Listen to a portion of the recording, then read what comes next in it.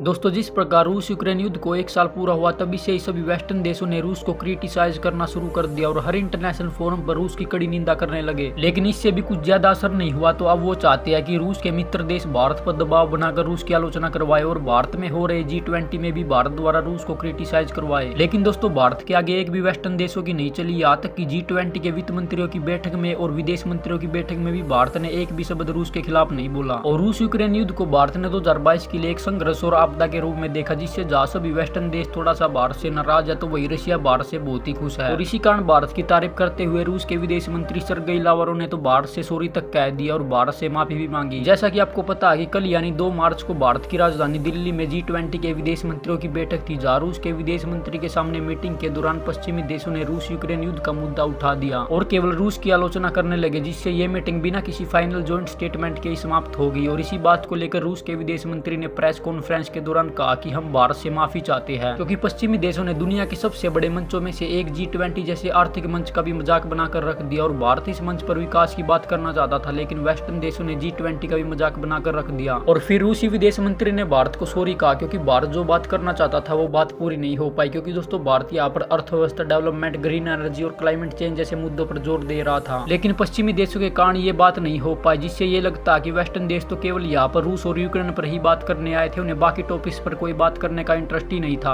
इसके अलावा दोस्तों, रूस के विदेश मंत्री ने प्रेस कॉन्फ्रेंस के दौरान UNSC और G20 जैसे संगठन में रिफॉर्म पर भी भारत का साथ दिया और ऐसे ऑर्गेनाइजेशन में नए दावेदार देशों को भी परमानेंट स्टेटस देना चाहिए। और ये कहकर रशिया ने भारत का फुल सपोर्ट किया, क्योंकि भारत भी बहुत दिनों से UNSC, G20 और G7 संगठन में रिफॉर्म की बात करता आया है, ताकि और ज्यादा संख्या में बाकी कॉन्टिनेंट्स के देश भी इसमें जुड़ सके, क्योंकि हर महत्वपूर्ण संगठन में यूरोपियन देशों का दबदबा है और वो यहाँ पर सिर्फ अपने स्वार्थ के लिए इन मंचों का इस्तेमाल करते हैं। और बाकी महाद्वीपों से बहुत ही कम देश या बिल्कुल न के बराबर देश और भारत चाहता कि ये देश भी इसमें जुड़ सके, क्योंकि भारत अपने अपने नहीं बल्कि सबके विकास की बात करता है और इसी बात पर भारत का साथ रशिया ने दिया है। इसके अलावा दोस्तों, G20 की मीटिंग में अमेरिका के विदेश मंत्री एंटोनी ब्लिंकन और रशिया के विदेश मंत्री सर्गेई लावरोव के बीच भी मीटिंग हुई है और युद्ध के बाद से पहली बार हुआ जब कोई बड़ा रूसी मंत्री किसी पश्चिमी देश के साथ टेबल पर बैठा है। और चौंका देने वाली बात तो यह है कि केवल 10 मिनट के अंदर ये मीटिंग खत्म हो गई। हालांकि दोस्तों, अभी तक साफ साफ नहीं पता कि पहले कौन से विदेश मंत्री ने टेबल को छोड़ा था। इसके अलावा दोस्तों, इस मीटिंग से तो कोई सोल्यूशन नहीं निकला और अमेरिका का कहना है कि जब तक रूस युद्ध को नहीं रोकेगा तब तक हम भी यूक्रेन को हथियार सप्लाई करते रहेंगे। लेकिन सोल्यूशन हुआ हो या नहीं, भारत ने तो पूरी दुनिया को अपनी डिप्लोमेटिक पावर दिखा ही दी है, क्योंकि कोई देश है जो इन दो महाशक्तियों को एक टेबल पर ला सकता है तो वो भारत ही है।